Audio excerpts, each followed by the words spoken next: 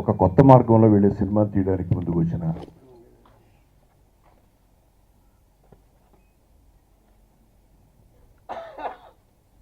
అమ్మాయి ప్రశాంతి, విజయ్, అలాగే దీనికి ప్రోత్సాహాన్ని ఇచ్చినటువంటి ఎంవికే రెడ్డి గారికి ముందుగా నా అభినందనలు చెప్తున్నా. అది నాకు చూపించాలని ఆ నిర్మాతలు, దర్శకులు అనుకుంటుంటారు. అలా చూపించడానికి అవకాశం లేనప్పుడు వాళ్ళు నేను తెలియక, లేకపోతే నాతో పరిచయం లేక నా దగ్గరికి రావడానికి ఇబ్బంది అయ్యో ఉన్న వాళ్ళకి నేనే ఫోన్ చేసి ప్రింట్ తెప్పించుకుని చూస్తాను. అలా ఇంతవరకు ఎన్ని సినిమాలు రిలీజ్ అయినాయి వాటిలో ఒక 5-10% తప్ప 90% సినిమాలు ప్రతిసారి నేను చూస్తూనే ఉంటాను. ఎందుకంటే I want to update my self. ఇవాళ వీళ్ళు ఎలా ఉన్నారు, ఎలా చేస్తున్నారు అనే దానికోసం. నాకు 2 సంవత్సరాల క్రితం చాలా బాధ వేసింది మన సినిమాలు చూస్తుంటే. చాలా సబ్స్టాండర్డ్ సినిమాలు అయ్యి అవతల తమిళ్ పిక్చర్సు, మలయాళం పిక్చర్సు, కన్నడ, హిందీ ఎక్కడికో ఒక కొత్త క్రియేటివ్ వరల్డ్లోకి వాళ్ళు వెళుతూ ఉంటే మనం ఎక్కడున్నాం, ఎంత దిగజారిపోతున్నాం అని గత 2-3 సంవత్సరాల క్రితం నాకు అనిపించింది. ముఖ్యంగా చిన్న సినిమాల విషయంలో, పెద్ద సినిమాలు వదిలేసేయండి, అవి 6 పాటలు 6 ఫైట్లు, ఒకటి కొడితే 100 మంది లేచిపోవడం, ఇవన్నీ మామూలు. సరే, అవి కమర్షియల్ సినిమాలు, దాని గురించి మాట్లాడడం అనవసరం. బట్ ఎప్పుడు కూడా చిన్న సినిమాయే సినిమా ఇండస్ట్రీ ఊపిరి. మేమంతా కూడా చిన్న సినిమాలతో పైకి వచ్చిన వాళ్ళం. ఇందాక రెడ్డి గారు అంటున్నారు 40 తాత అమ్మ అన్నాడు అని. ఇప్పటికీ 46 సంవత్సరాలు 47 సంవత్సరాలు అయింది ఆ సినిమా తీసి. ఇప్పటికీ టీవీలో వస్తే మొత్తం సినిమా అంతా పూర్తిగా చూస్తారు. అంటే అది చిన్న సినిమాయే ఇండస్ట్రీకి ఊపిరి. చిన్న సినిమా నుంచే డైరెక్టర్స్ వస్తారు, చిన్న సినిమా నుంచే రైటర్స్ వస్తారు, చిన్న సినిమా నుంచే యాక్టర్లు వస్తారు. ఇప్పుడు పెద్దవాళ్ళైన యాక్టర్లు అందరూ కూడా చిన్న సినిమాలు చూసిన వాళ్ళే, రైటర్స్ కూడా చిన్న సినిమాలు చూసిన వాళ్ళే, డైరెక్టర్లు చిన్న సినిమాలు చూసిన వాళ్ళే. అందువల్ల చిన్న సినిమా అనేది దీనికి జస్ట్ ప్రాణప్రదాత, ఇట్స్ ఎంట్రీ. తల్లి గర్భం లాంటిది. తల్లి గర్భం నుంచి బయటకు రావడం ఎలాగో చిన్న సినిమా నుంచి ఇండస్ట్రీకి రావడం అంత గొప్పది. నాకు ఈ సినిమా అప్పట్లో ఒకటి ఉండేవాడు, ఫస్ట్ టీవీ స్క్రీన్ మీద నాకు ఇది ఆ టైటిల్ వేయగానే దేర్ ఈజ్ సంథింగ్ అనిపించింది. దానికి కారణం రోహిత్. నేను రోహిత్ మీద నాకు అసలు అంత అభిప్రాయం లేదు. అసలు ఏదో నారా చంద్రబాబు నాయుడు గారి తమ్ముడు నారా రామూర్తి నాయుడు, సరే బాలకృష్ణ ఇండస్ట్రీలో ఉన్నాడు, తను కూడా ఇండస్ట్రీలోకి వచ్చాడు, తను కూడా ఆర్టిస్ట్ అవ్వాలని కూడా అనుకున్నా. అయితే నారా రోహిత్ ఒక సినిమా 2 సినిమాలు చూసిన తర్వాత బాణం, అసలు ఇతను ఏదో డిఫరెంట్గా ఆలోచిస్తున్నాడు అనే మాట అనిపించింది నాకు. ఇంతవరకు అతను తీసిన సినిమాలన్నీ కూడా అన్నీ డిఫరెంట్గానే ఉన్నాయి. అంటే ఏదో మైండ్ సెట్ చేసుకున్నాడు, ఒక different making, different cinema, different subject. నాకు అందుకే కనిపించగానే చెప్పాను, సబ్జెక్ట్ సెలక్షన్లో చాలా బాగున్నావు అని. అందరూ వెడుతున్న దారి ఒకటైతే తను వెడుతున్న దారి ఇంకొకటి. ఆ సెలక్షన్ నేను నచ్చింది. ఇప్పటికీ అతను ఆర్టిస్ట్గా స్టాండ్ అవ్వడానికి కారణం జస్ట్ ఆ సెలక్షన్. ఇంకా చాలా బ్రైట్ ఫ్యూచర్, చాలా పెద్ద ఫ్యూచర్ వస్తుంది. డైలాగ్ డెలివరీ ఒక స్టైల్ ఏర్పాటు చేసుకున్నాడు. అవతల తల్లి కానీ, అవతల ఇంకొకళ్ళ చెల్లెలు కానీ, ఇంకో బావ కానీ, ఎవరైనా కానీ లక్ష్యం ప్రొఫెషనల్ జస్టిస్. చాలా బాగా చేశాడు క్యారెక్టర్, బాగా సెలెక్ట్ చేసుకున్నాడు సబ్జెక్ట్. తను యాక్ట్ చేస్తూ పక్కనే ఇంకో హీరో. నిజం చెప్పాలంటే రోహిత్ క్యారెక్టర్ ఎవరైనా జనరల్గా సినిమా తీసేటప్పుడు తనదే చాలా పెద్ద వేషం, చాలా మంచి వేషం ఉండాలనుకుంటారు. బట్ తనకి ఏ వేషం కావాలో, ఏ వేషం కరెక్ట్గా సరిపోతుందో టైలర్ మేడు అది మాత్రం తను తీసుకున్నాడు. అవతల పెర్ఫార్మెన్స్ విపరీతంగా ఉండడానికి అవకాశం ఉన్న క్యారెక్టర్ విష్ణు చేశాడు. నేను ఇంతకుముందు ఏదో ఒకటి సినిమాలు చూసాను, అదే అడిగాను ఏ సినిమా అని. కానీ ఈ సినిమాలో మాత్రం ఎంత మెచ్యూరిటీ కనిపించింది ఆర్టిస్ట్కి. ఎంతమంది మంచి ఆర్టిస్టులు ఉన్నారు మనకి ఉపయోగించుకోవడానికి ఇండస్ట్రీకి. కనకాల ఎంత అందంగా ఉన్నాడు, ఎంత బాగా చేశాడు, ఎంత స్టైలిష్గా చేశాడు. అట్లాగే మా బ్రహ్మాజీ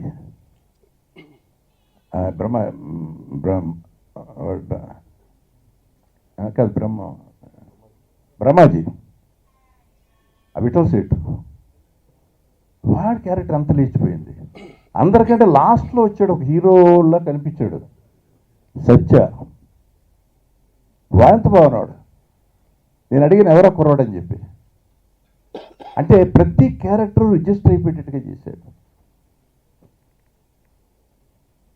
నిజంగా విష్ణు స్ట్రగుల్ సెకండ్ హాఫ్లో లాస్ట్ పేజ్ ఎక్సలెంట్. ఆ క్యారెక్టర్ మీద ప్రేమ వచ్చేస్తుంది మనకి. ఎందుకంటే బట్ నో ఫాల్ట్ హిమ్, కేవలం ఒక నక్సలైట్లో చేరిన అక్క రక్త సంబంధం అవడం ఒక్కటే అతని తప్పు. అది కూడా అతను తెలిసిన తప్పు కాదు. ఫర్ దట్ లైఫ్ లాంగ్ బతికుండి చచ్చిపోయాడు. That is the fate of the man. ఎంత చక్కని సబ్జెక్ట్ అండి. అసలు ఇలాంటి ఇరగబడి చూడాలి జనం.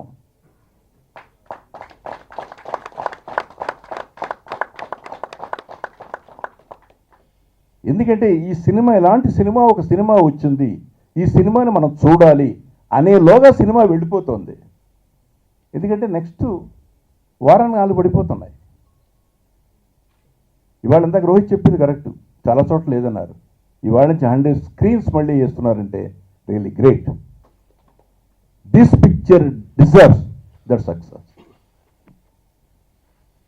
నిజంగా బడ్జెట్ ఎక్కువ పెట్టారు ఈ సినిమాకి. నేను చెప్పా, మీరు ఎక్కువ పెట్టారయ్యా, అంతకంటే తగ్గించాలి అన్న.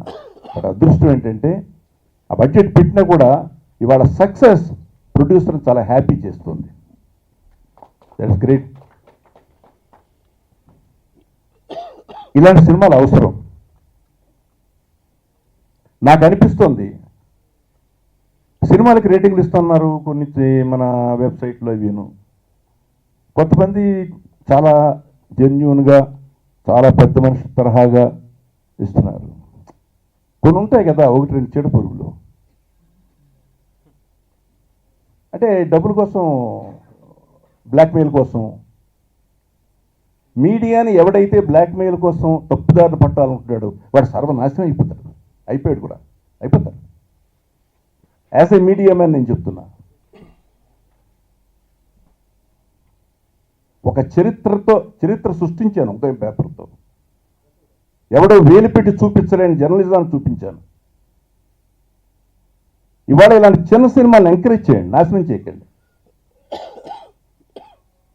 డబ్బులు కావాలంటే అడిగి తీసుకోండి, కానీ సినిమా నాశనం చేయకండి. అందులో కొన్ని 10-15 మంచి ప్రాణాలు ఉంటాయి, ఆ ప్రాణాలను చంపకండి. ఏమొస్తుంది మీకు? మీ ఇష్టం వచ్చేట్టుగా రాస్తే ఏమొస్తుంది? ఒకరోజు చదువుతారు, 2 రోజులు తీసుకోవాలి వారేస్తారు. Don't try to blackmail the people, blackmail the films, blackmail the small films.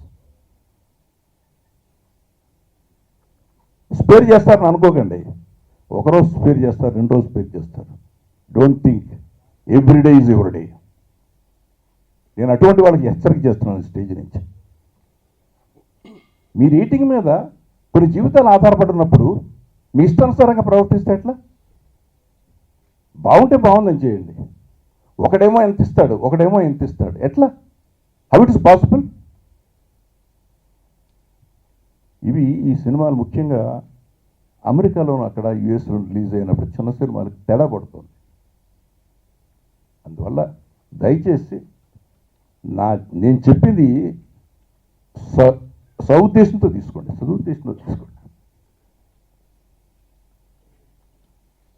నాకు అనిపిస్తోంది అసలు ఇలాంటివన్నీ చూసిన తర్వాత కొంతమంది ఇండస్ట్రీలో ఎలాంటి సంబంధం లేని పెద్ద మనుషులు ఒక 600 మందిని తీసుకుని ఒక టీమ్గా ఏర్పాటు చేసి అది గుడ్ ఫిల్మ్ ప్రమోటర్స్ టీమ్ అని ఒకటి స్టార్ట్ చేయాలని నాకు అనిపిస్తుంది. వాళ్ళు సినిమా చూసిన రోజే నెక్స్ట్ డే దే రిలీజ్ ఈ స్టేట్మెంట్. వాళ్ళు ఇస్తారు రేటింగ్. 1-2 సినిమా చూసిన తర్వాత రేటింగు డెఫినెట్గా ఇంకెవరు చెప్పినా నమ్మరు, ఆ టీం చెప్పిందే నమ్ముతారు. అలాంటి ఒక టీంని ఏర్పాటు చేయడం కోసం రేటింగ్ అంటూ ఉంటే ఈ టీం చెప్పిందే రేటింగు, ఇంకేది రేటింగ్ కాదు అనే ఒక ఆలోచన తీసుకురావడానికి కనీసం ఒక ఏడాదిలో తీసుకురాగలను నేను అనుకుంటున్నాను. కెమెరా చాలా బాగా చేశాడు. అతను చేసిన సినిమా నేను ఎవడే సుబ్రహ్మణ్యం కూడా చూసాను, చాలా బాగా చేశాడు. ఇక మిగతా ఆర్టిస్టులు అందరూ ఒక్కొక్కరిని నేను పేరున చెప్పడం కంటే మ్యూజిక్ డైరెక్టరు, అట్లాగే సురేష్ బ్యాక్గ్రౌండ్ స్కోరు, తర్వాత కెమెరామెన్ సునీల్, ఇక మా వాళ్ళందరినీ, మా జీవి. ఎందుకంటే జీవి అప్పట్లో ఒకడు ఉండేవాడు, జీవి అన్నాడు. అప్పట్లో కదా ఎప్పుడో ఉన్నాడు జీవి. నిజంగా నేను చంపుతా ఉంటే నాకు బాధ వేసింది. అయ్యా ఎందుకు అలా అయిపోయావు అనుకున్న 90స్లో సినిమా 1991 అనుకుంటే కుర్రాడు, చాలా కుర్రాడు. అంతకుముందు ఇంకో సినిమా తీశాడు అయ్యారే అని, అది కూడా చాలా అద్భుతంగా తీశాడు. అంటే ఇంతంత మెటీరియల్ మన ఇండస్ట్రీలో, తెలుగు ఫిలిం ఇండస్ట్రీలో ఉందనేది జనానికి ఎప్పుడు తెలుస్తుంది? ఇలాంటి సినిమాలు వస్తే తెలుస్తుంది. ఇవి మీ ద్వారా ప్రజల్లో గడితే తెలుస్తుంది. ఇవి హిట్ అయితే తెలుస్తుంది. ఇవాళ చంద్ర పేరు ఆంధ్రప్రదేశ్ అంతా తెలుస్తుంది బికాస్ ఆఫ్ దిస్ పిక్చర్. ఈ ట్రీట్మెంట్ చాలా కష్టమైన సబ్జెక్ట్ ఇది, బట్ చాలా బాగా హ్యాండిల్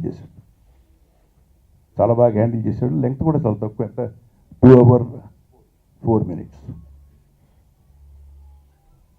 సో రియల్లీ నేను ఇలాంటి సబ్జెక్ట్స్ తీయండి, డెఫినెట్గా జనం క్యాచ్ చేస్తారు. ఎందుకంటే ఎక్కడి నుంచో ఉన్నాం మనం, మైనస్లో ఉన్నాం. మైనస్ నుంచి జీరోకి వచ్చి, జీరో నుంచి మళ్ళీ ప్లస్కి రావాలి.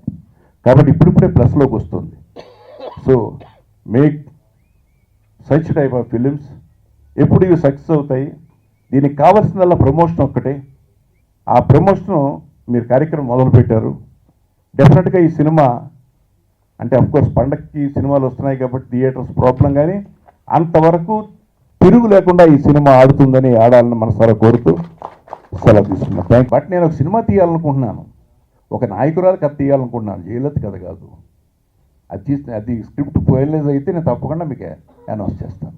ఓకే, ఒక మహానాయకురాలు కథ తీయాలనుకుంటున్నాను. ఫిలింకి ఎస్పెషల్లీ ఒక డిఫరెంట్ ఫిలిం అని స్టార్ట్ చేసాం, కానీ ఇది చాలా తక్కువ థియేటర్లలో మేము రిలీజ్ చేయగలిగామండి. చాలామంది సినిమా చూద్దాం అనుకుంటున్నాం, ఇంకా ఎక్కడ షో సరిగ్గా లేవు అని చెప్పి చాలామంది అన్నారు. అలా కాదండి, ఈ వీక్ నుంచి బాగా థియేటర్స్ అన్నీ కూడా పెరిగినాయి.